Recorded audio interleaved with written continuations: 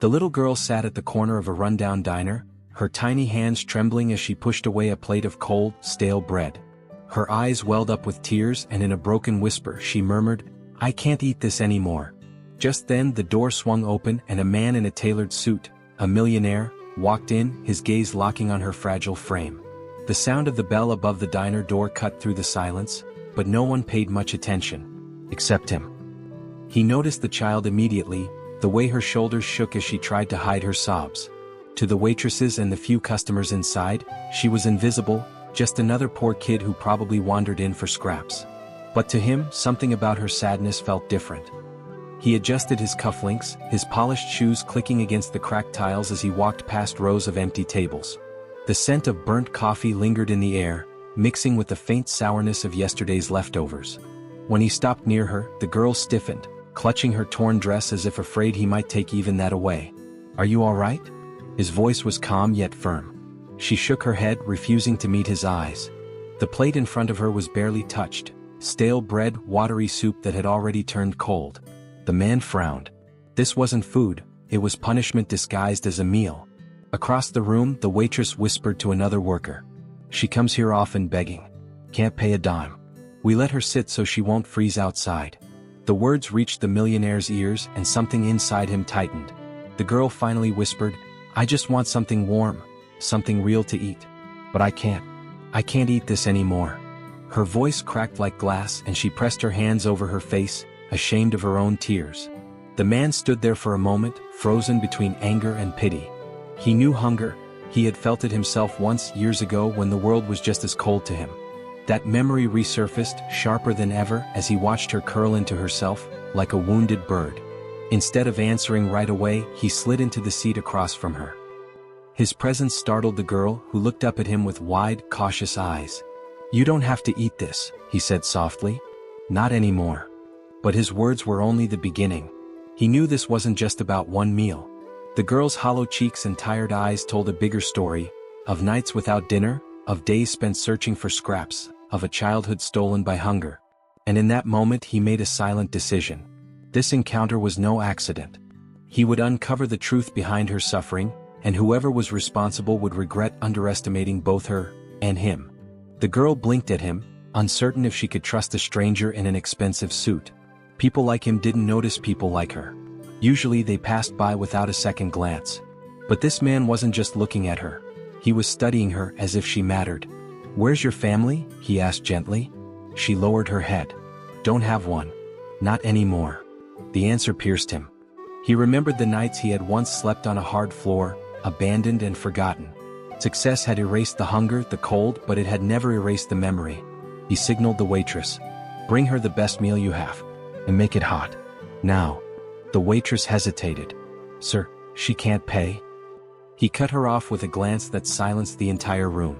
"I didn't ask if she could pay. I said bring her food." Within minutes, a steaming plate of pasta and freshly baked bread landed on the table. The smell alone made the girl's stomach growl. But instead of diving in, she stared at the plate with suspicion as if it were a trick. "Go ahead," he urged softly. "It's yours." Tears welled up again, but this time they were different. She picked up the fork with shaky hands and took the first bite. The warmth spread across her face, and for the first time in days, maybe weeks, she smiled faintly. He watched in silence, his chest tightening with every bite she took. He didn't interrupt, didn't ask questions, just let her eat.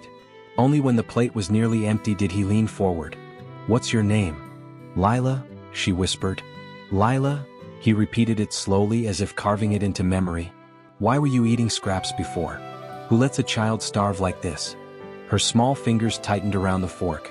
"I live with my uncle. He says food costs too much. Says if I'm hungry I should be grateful for whatever's left. Even if it's old." The man's jaw clenched.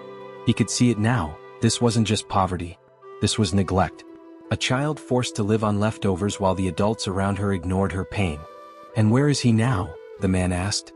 "Probably at the hotel," she said almost under her breath. "He works there. Sometimes he brings me along, but he doesn't want people to see me. Says I embarrass him." The man froze. A hotel. His world was built on them. He owned dozens across the city. And something told him this was more than coincidence. "What hotel?" he pressed. "The Grand Royal," she murmured, looking away. His eyes narrowed. The Grand Royal wasn't just any hotel. It was his hotel. His flagship chain, the one that had made him a millionaire. And now, sitting across from him, was a little girl starved under the care of someone working in his very empire. The realization burned inside him. This wasn't just fate. This was a wake-up call. And soon, the truth behind her suffering would shake more than just her uncle. It would shake his entire hotel chain. The man leaned back in his chair, his sharp eyes never leaving Lila's. Inside him, two storms raged. Rage at the uncle who dared to treat her like this, and determination to make sure she would never feel hungry again. He reached for his phone and made a single call. "Prepare my car. We're going to the Grand Royal." Immediately, Lila's fork froze midair. "The hotel? Why?" He softened his tone. "Because, little one, it's time someone answered for what they've done to you." Within minutes, a sleek black car waited outside the diner. The girl hesitated, but his reassuring hand guided her inside. For the first time in a long while, she didn't feel invisible, she felt protected. When they arrived at the towering Grand Royal Hotel, the marble floors gleamed under chandeliers, and the scent of fresh flowers filled the air. Guests moved about in luxury, oblivious to the storm that was about to break inside these walls. As they entered the lobby, a man in a wrinkled uniform came rushing forward. His eyes widened when he saw Lila. "You, what are you doing here?" he hissed, grabbing her arm roughly. "I told you to stay out of sight." Before she could even flinch, the millionaire's hand clamped down on the uncle's wrist, prying it off her. His voice was ice. "Is this how you treat her? Like she's a burden?" The uncle stammered. "Sir, I was just..." "You were just starving her, hiding her, treating her worse than a stray dog." His voice carried across the lobby, drawing curious stares from staff and guests alike. The uncle flushed red, his arrogance melting into fear. "But who are you to interfere?" The man's lips curved into a cold smile. "Who am I?" He pulled a gold-embossed keycard from his pocket and held it up for all to see. "I own this hotel. Every floor, every wall, every room, mine." Gasps rippled through the lobby. Staff straightened immediately, realizing the truth. The uncle's face drained of color. You're the owner?" "Yes," he said firmly. "And from this moment forward, Lila is under my care. You will never lay a hand on her again." The uncle tried to protest, but security had already closed in, waiting for the owner's command. The man's voice thundered, "Escort him out. Permanently. He doesn't deserve to step foot in this place again." As the uncle was dragged away, Lila clung to the millionaire's arm, her eyes wide with disbelief. You own all this?" He knelt to her level, his expression softening. "Yes, and from now on, so do you. You'll never be hungry again, Lila. You'll never be treated like you don't matter. Because you do. More than you know." Her small lips trembled into a smile, tears streaming down her cheeks, not of pain this time but of hope. And as he held her hand, the final words echoed through the grand lobby like a promise written in stone. Sometimes the smallest cries lead to the loudest justice. And sometimes, one act of kindness can change a life forever. If this story touched your heart, don't just scroll away. Hit that subscribe button and join our family of storytellers. Every like, every share helps more people see that justice, kindness, and hope are never lost. And remember, sometimes the smallest actions can change the biggest lives. So stay with us because the next story might just change yours.